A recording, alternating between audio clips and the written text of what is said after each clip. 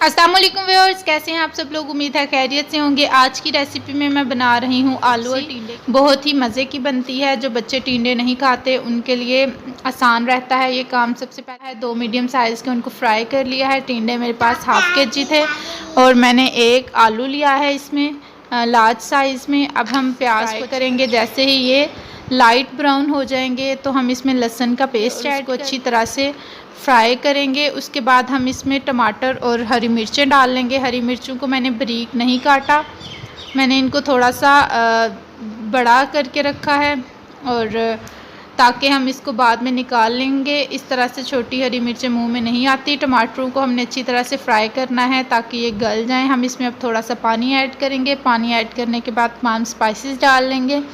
मिर्चें, रेड मिर्चें मैं बिल्कुल थोड़ी सी डाली हैं क्योंकि मैंने हरी मिर्चों की क्वांटिटी ज़्यादा रखी है। और फिर हम इसमें जो है वो नमक अकॉर्डिंग टू टेस्ट आप डाल सकते हैं, जितनी आपके पास सब्ज़ी है उसके मुताबिक। और फिर हम इसके ऊपर ढक्कन दे देंगे ताकि पानी जो है वो सारे मसालों को अच्छी तरह से पका दे। जैसे ही पानी खुश्क हो तो हम इसकी भुनाई करेंगे। पहले हम मसाले को अच्छी तरह से भूनेंगे और उसके बाद हमने सब्ज़ी इसमें ऐड करनी है। ढक्कन देने से ये होगा कि ये मसालों को पका देगा। अब हम देखें, इसको थोड़ा सा भूनेंगे। जब ये ऑयल छोड़, ये टमाटर जो है वो भी बिल्कुल गल चुके हैं। अब इसमें मैंने सब्ज़ी डाल दी है, आलू और टिंडे कटे हुए, और अब इनकी भुनाई की बारी है। इसको हमने अच्छी तरह से भूनना है। हरी मिर्चों को आप चाहें तो यहाँ पे ही निकाल दें, इनका जो फ्लेवर था, जो मिर्चें थी वो इसमें ऐड हो चुकी हैं, या आप पूरा खाना पकाने के बाद इसको निकाल सकते हैं।